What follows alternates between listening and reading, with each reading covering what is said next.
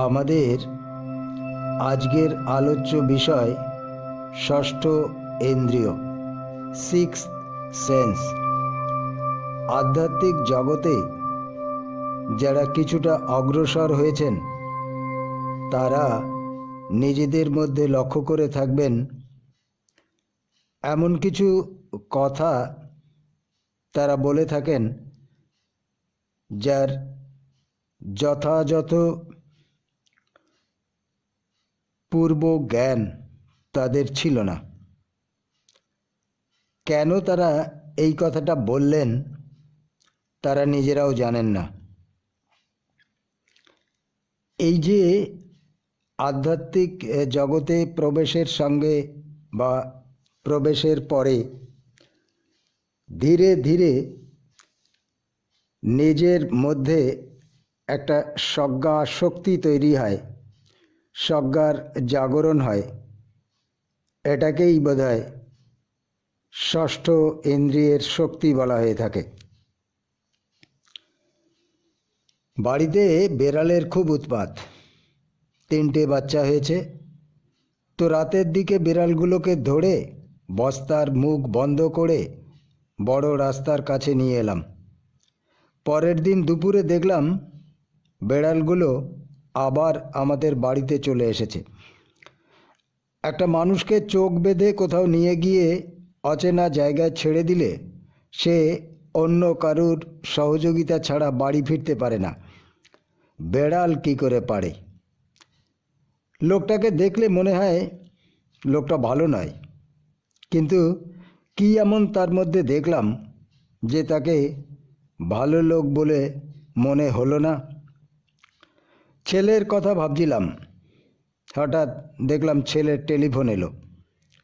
স্বামী যোগানন্দের গুরুদেব শ্রী যুক্তেশ্বরজি পুরীতে অবস্থান করছেন। খবর এসেছে স্বামী যোগানন্দের কাছে যে যুক্তেশ্বরজি অসুস্থ। যোগানন্দ বলছেন শুয়ে আছি, হঠাৎ দেখি 2টো হেডলাইটের মতো আলো আমার সামনে ঘুরছে। তখনই আমি বুঝেছি গুরুদেব আর নেই। এই যে সব ঘটনা, এর কোনো বৈজ্ঞানিক ব্যাখ্যা আছে কি? আমরা যে ষষ্ঠ ইন্দ্রিয়ের কথা বলে থাকি, এই ষষ্ঠ ইন্দ্রিয় বলে আমাদের শরীরে কোনো অঙ্গ বা উপাঙ্গ আছে কি? ষষ্ঠ ইন্দ্রিয় আসলে ব্যাপারটা কি? প্রথমেই আমরা ইন্দ্রিয় বলতে কি বুঝি সেটা একটু শুনে নিই। আমাদের 5টা ইন্দ্রিয়। আমরা এই পঞ্চ ইন্দ্রিয়ের দ্বারাই আমরা 5 রকমের অনুভূতি সংগ্রহ করে থাকি বহির্জগৎ থেকে। আমাদের জ্ঞানেন্দ্রিয় 5টি: চক্ষু, কর্ণ, নাসিকা, জিহ্বা, ত্বক। এগুলো আমরা সবাই জানি। অর্থাৎ আমাদের দর্শন শক্তি, শ্রবণ শক্তি, ঘ্রাণ শক্তি, স্বাদ নেবার শক্তি, স্পর্শ শক্তি, এগুলো আমরা এই 5টি ইন্দ্রিয়ের দ্বারা সংগ্রহ করে থাকি। এছাড়াও চোখ যেমন দেখে, ঠিক তেমনি চোখ আলো বা বর্ণের গ্রাহক হিসেবে কাজ করে থাকে। কান যেমন আমাদের শুনতে সাহায্য করে থাকে, ঠিক তেমনি আমাদের দেহের ভারসাম্য রক্ষা করে থাকে এই কান। নাক যেমন ঘ্রাণ অনুভব করে, ঠিক তেমনি আমাদের শ্বাস প্রশ্বাসের কাজে সাহায্য করে থাকে এই নাক। জিহ্বা যেমন আমাদের স্বাদ গ্রহণ করে, তেমনি কথা বলা বা খাদ্যকে গলাধ্যকরণ করতে সাহায্য করে এই জিহ্বা। ত্বক বা চামড়া যেমন স্পর্শ অনুভবে সাহায্য করে থাকে, আবার আমাদের শীত তাপ অনুভব করে এই চামড়া বা চর্ম। ব্যথা ও চাপ অনুভব করে এই ত্বক। দেহের কোমল পেশিকে রক্ষা করে থাকে এই ত্বক। ঘাম নিঃসরণ, দেহের তাপ নিয়ন্ত্রণ এমনকি দেহ থেকে দূষিত পদার্থ নির্গত করতে সাহায্য করে থাকে এই ত্বক।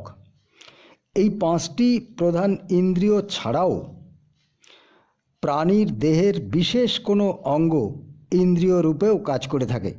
যেমন মাছের দেহে আছে 2টি কানকোর পেছনে 2টি পাখা। এই পাখা দুটোর সাহায্যে মাছ জলের চাপ, তাপ, গভীরতা, এমনকি দেহের ভারসাম্য রক্ষায় ও আত্মরক্ষায় এই পাখা দুটোর সাহায্য নিয়ে থাকে। আরশোলার আছে সুর, বেড়ালের আছে গোপ, শামুকের আছে কর্ষিকা। এগুলো এদের বিশেষ ইন্দ্রিয়। এই সমস্ত ইন্দ্রিয়ের কাজ হচ্ছে পরিবেশ থেকে বিশেষ বিশেষ উদ্দীপনা গ্রহণ করা ও নির্দিষ্ট স্নায়ু পথে স্নায়বিক কেন্দ্রে এই খবর পাঠিয়ে দেওয়া। এখন আমরা শুনে নেই ষষ্ঠ ইন্দ্রিয় বলতে আমরা কি বুঝি। আমাদের একটা ধারণা হচ্ছে ষষ্ঠ ইন্দ্রিয় হচ্ছে এমন একটা বিশেষ ইন্দ্রিয় যা আমাদের আগাম খবর এনে দিতে সাহায্য করে থাকে। যে ইন্দ্রিয় অন্যান্য ইন্দ্রিয়গুলোর মতো দৃষ্টিগোচর নয়, আবার তা আমাদের সবার থাকেও না। কিন্তু সত্য হচ্ছে এই ষষ্ঠ ইন্দ্রিয় কিন্তু আমাদের সবার আছে। কারুর সেটি বেশি সক্রিয়, আবার কারুর সেটি নিষ্ক্রিয়। বিজ্ঞান বলছে আমরা সবাই এক একজন ভবিষ্যৎ দ্রষ্টা। বিজ্ঞানের ভাষায় বলে প্রায়োসেপশন, অর্থাৎ অনুমানের সাহায্যে আগাম জ্ঞান। আমরা আগেই শুনেছি এই ক্ষমতা আমাদের সবার আছে। আর এই ক্ষমতা যদি আমাদের না থাকতো তবে আমরা আমাদের নিজেদের সম্পর্কে একটা বিভ্রান্তিতে ভুগতাম। এমনকি আমাদের অবস্থান সম্পর্কেও আমাদের কোনো ধারণা থাকতো না। অর্থাৎ আমি যে আছি এটা আমাদের ষষ্ঠ ইন্দ্রিয়ের কাজ। ফুল ফুটলে আমরা বলতে পারি ভবিষ্যতে ফল হবে। রেলগেটের সিগন্যাল লাল হলে আমরা বুঝতে পারি এখন ট্রেন আসবার সময় হয়েছে। মেঘ দেখলে আমরা বুঝতে পারি এবার বৃষ্টি আসতে পারে। এই যে আগাম আভাস, একেই বলে সিক্সথ সেন্স বা ষষ্ঠ ইন্দ্রিয়। আপনি বলতে পারেন এটি আমাদের পূর্ব অভিজ্ঞতা থেকে বলে থাকি। ঠিক পূর্ব অভিজ্ঞতা থেকেই জন্ম নেয় ষষ্ঠ ইন্দ্রিয়ের ক্রিয়া। আপনি নিশ্চয়ই জানেন আমাদের শরীরের কিছু অঙ্গ আছে যা নিষ্ক্রিয়, অর্থাৎ তার কি কাজ তা আমরা জানি না। যেমন অ্যাপেন্ডিসাইটিস। এই অ্যাপেন্ডিসাইটিসের কাজ আজও চিকিৎসা বিজ্ঞানীরা আবিষ্কার করতে পারেননি। আবার এই শক্তি ইন্দ্রিয়ের অবস্থান সম্পর্কেও আমাদের বিজ্ঞান কিছু বলতে পারেনি। কিন্তু এই ষষ্ঠ ইন্দ্রিয় আমাদের একটা সারভাইভাল সিস্টেম, অর্থাৎ বেঁচে থাকার কৌশল। আগাম বিপদের আভাস দিতে পারে এই ষষ্ঠ ইন্দ্রিয়। আমাদেরকে আগাম সতর্ক করে থাকে এই ষষ্ঠ ইন্দ্রিয়। এই প্রক্রিয়া যদি আমাদের না থাকতো তবে আমাদের পদে পদে বিপদ আসতে পারত আর আমরা অকালেই মারা যেতাম। অর্থাৎ আমার অবস্থান ও বিপদের অবস্থান, এই দুটো সম্পর্কে বিশেষ ধারণা এনে দেয় এই ষষ্ঠ ইন্দ্রিয়। একজন মানুষের বুদ্ধি, মেধা, পরিশ্রম, টাকা পয়সা, বাড়ি গাড়ি যাই থাকুক না কেন, ইনটিউশন বা সজ্ঞা বা আগাম অনুমান করবার ক্ষমতাই একজন মানুষের থেকে আর একজন মানুষকে আলাদা করতে পারে।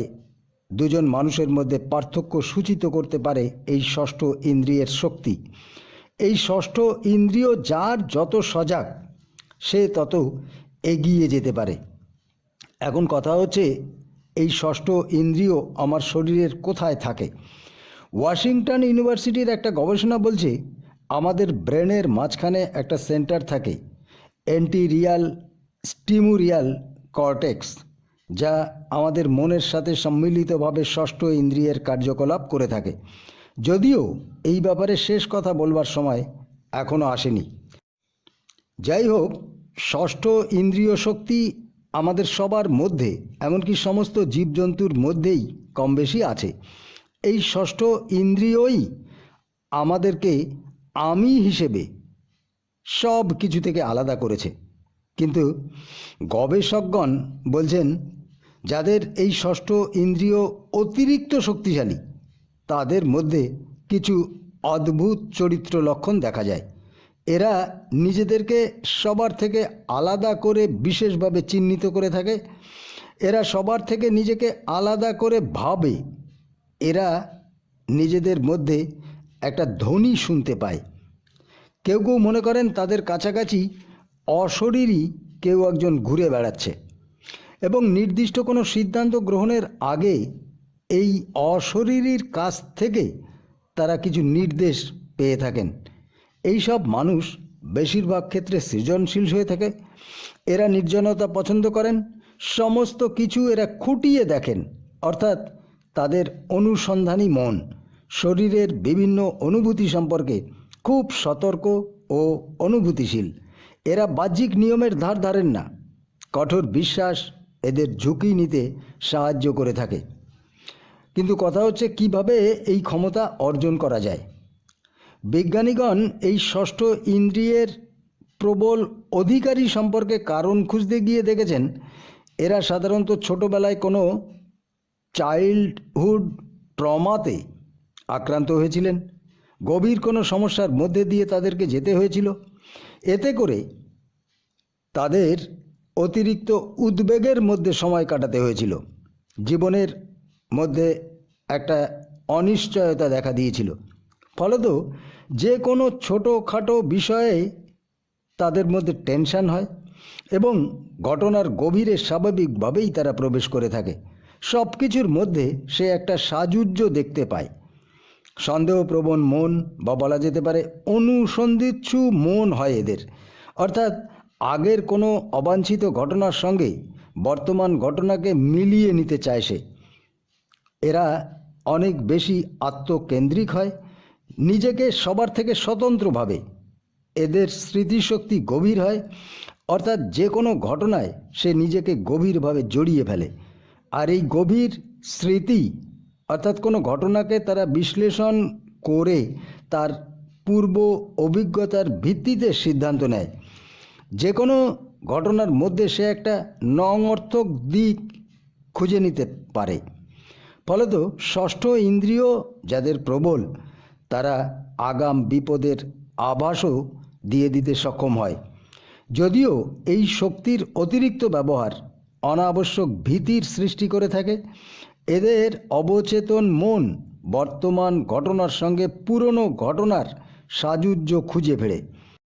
এতে যেমন সে বিপদ থেকে নিজেকে রক্ষা করতে পারে, ঠিক তেমনি এই নঙর্থক চিন্তা সেই দুর্ঘটনাকে বাস্তবে পরিণত করতেও সাহায্য করতে পারে। এখানেই তার সাফল্য। আবার এটা আমাদের পক্ষে ক্ষতিকরও বটে। আমাদের দেশে মেয়েদের মধ্যে এই শক্তির প্রাবল্য বেশি, কারণ এদের মধ্যে অসুরক্ষার, অনিশ্চয়তার মাত্রা অনেক বেশি। তাই তাদের পর্যবেক্ষণ ক্রিয়া হয় গভীর, সন্দেহপ্রবণ। আর এই সন্দেহপ্রবণ মন নিয়েই তারা সমস্ত ঘটনার বিশ্লেষণ করে থাকে। এতে করে তারা সহজেই মানুষ চিনতে পারে। ভবিষ্যতের অমঙ্গল সম্পর্কেও তারা একটা ধারণা করে নিতে পারে। ষষ্ঠ ইন্দ্রিয় নিয়ে আসলে আমরা সবাই জন্মাই। আমি আমার এই বোধ আমাদের ষষ্ঠ ইন্দ্রিয়েরই কাজ। তাই জন্ম থেকেই আমি সত্তা আমাদের মধ্যে কাজ শুরু করে দেয়। এছাড়া কার কোথায় অবস্থান সেটাও এই ষষ্ঠ ইন্দ্রিয়ই ঠিক করে দেয়। যেমন শব্দ কোথা থেকে আসছে, সম মানসিকতার বা ভালোবাসার মানুষকে চিনতে পারা, চিনে নেওয়া, খাদ্য বা মায়ের দুধের প্রতি আকর্ষণ, এটা আমাদের জন্মগত। অর্থাৎ পূর্ব জীবনের অভিজ্ঞতার নিরিখে স্বাভাবিকভাবেই আমরা জাতি অনুযায়ী কিছু আগাম জ্ঞান আমাদের অবচেতন মনে সঞ্চয় হয়ে থাকে। এই ভবিষ্যৎ ঘটনা সম্পর্কে জ্ঞান অর্জনের ক্ষমতা যেমন আমাদের জন্মগত, ঠিক তেমনি এই ক্ষমতা আমরা বিশেষভাবে অর্জনও করতে পারি। আর এই দুইভাবে আমরা জ্ঞান অর্জন করে থাকি। একটা হচ্ছে আমরা কোনো কিছুকে সচেতনভাবে শিখতে পারি, আর একটা হচ্ছে আমরা অজান্তে কিছু জিনিস শিখে নেই। আমরা কারুর হাসি দেখে বুঝতে পারি সে ব্যঙ্গের হাসি হাসছে না ক্রূর হাসি হাসছে নাকি ভালোবাসার হাসি হাসছে। আমরা কারুর চোখ দেখে বুঝতে পারি সে রেগে আছে কি না। এগুলো আমরা আমাদের অজান্তেই শিখে ফেলেছি। এর জন্য আমাদের কোনো প্রশিক্ষণ নিতে হয় না, একটা শিশুও এটা বুঝতে পারে। আবার গুরুজনদের কাছ থেকে অনেক কথা শুনে বা বই পড়ে আমরা অনেক জ্ঞান সংগ্রহ করে থাকি, যা আমাদের ভবিষ্যৎ জীবনে বা ভবিষ্যৎ জীবন সম্পর্কে আগাম সিদ্ধান্ত নিতে সাহায্য করে থাকে। যেমন হিংস্র জীবজন্তু থেকে নিজেকে আড়াল করতে কিভাবে হবে, আগুন থেকে, রোদ বৃষ্টি থেকে কিভাবে আমরা বাঁচব, সেটা আমরা সচেতনভাবে শিখি। এই সমাজে কিসে ভালো হবে কিসে মন্দ হবে তা আমাদের গুরুজনরা শিখিয়ে দেন। সাধারণভাবে আমরা যাকে ষষ্ঠ ইন্দ্রিয়ের কাজ বলে বুঝি তা আর কিছু নয়, ভবিষ্যৎ ঘটনার আগাম আভাস। এটা আমাদের যেমন জন্মগত, ঠিক তেমনি এটা আমরা অর্জন করতে পারি বা এই ক্ষমতা অর্জিত ক্ষমতাও হতে পারে। এই অর্জিত ক্ষমতা দুইভাবে হতে পারে। এক হচ্ছে বাধ্য হয়ে প্রতিকূল পরিবেশে যারা মানুষ হয়েছেন, জীবনে যাদের বহু আকস্মিক বিপদের মধ্যে দিয়ে আসতে হয়েছে, তাদের মধ্যে আশঙ্কার মাত্রা থাকে তীব্র। তাই তারা কোনো কিছু গভীর বিশ্লেষাত্মক মন নিয়ে দেখে থাকেন। আর বিষয়ের গভীরে যখন তারা ঢোকেন তখন তারা বিষয়ের ভবিষ্যৎ সম্পর্কে বুঝতে পারেন, জানতে পারেন। কিন্তু যেহেতু এরা একটা নঙর্থক উদ্দেশ্য নিয়ে ঘটনার বিশ্লেষণ করে থাকেন, তাই তারা আগাম বিপদের সংকেত দিতে পারেন মাত্র, অন্য কিছু নয়। কিন্তু সব ক্ষেত্রে তা ঠিকও হয় না। আর একটা হচ্ছে যারা মন নিয়ে কাজ করেন তাদের মধ্যেও এই ষষ্ঠ ইন্দ্রিয়ের শক্তি জাগ্রত হয়ে থাকে। অর্থাৎ যারা ধ্যানাদিতে লিপ্ত থাকেন এবং পবিত্র জীবনযাপন করেন, পবিত্র মনের অধিকারী যারা অষ্টাঙ্গ যোগের পালন করে থাকেন, নির্জনে বাস করে থাকেন, তারাই বিষয়ের প্রকৃত ভবিষ্যৎ সম্পর্কে সম্যক ধারণা করতে পারেন। তারাই প্রকৃত ভবিষ্যৎ দ্রষ্টা। ষষ্ঠ ইন্দ্রিয় বা সজ্ঞা এদের সবথেকে বেশি। এই সজ্ঞার বৃদ্ধি করবার জন্যই আসলে সাধন জীবনে যারা খানিকটা অগ্রসর ব্যক্তি তাদের মধ্যে এই ক্ষমতা স্বাভাবিকভাবেই এসে থাকে। তাই আমরা দেখে থাকি জ্ঞাতসারে হোক বা অজ্ঞাতসারে হোক, অনেক সাধক অনেক কথা বলেন যা তারা নিজেরাই জানেন না কেন বলে ফেললেন। আর এইসব ক্ষমতার কোনো কার্যকারণ সম্পর্কও তাদের জ্ঞাত নয়। সাধন যোগে যারা সমাধিস্থ বা কৈবল্য লাভ করেছেন তাদের মধ্যে এই ক্ষমতার স্ফুরণ বেশি হয়ে থাকে। একদম শেষে দুটো কথা বলি যা দিয়ে শুরু করেছিলাম। এক হচ্ছে বেড়াল কিভাবে বাড়ি ফেরে। বেড়ালদের গোপ বিশেষ ইন্দ্রিয়ের কাজ করে থাকে। সে তার প্রতি মুহূর্তের অবস্থান বুঝতে পারে এই গোপের সাহায্যে।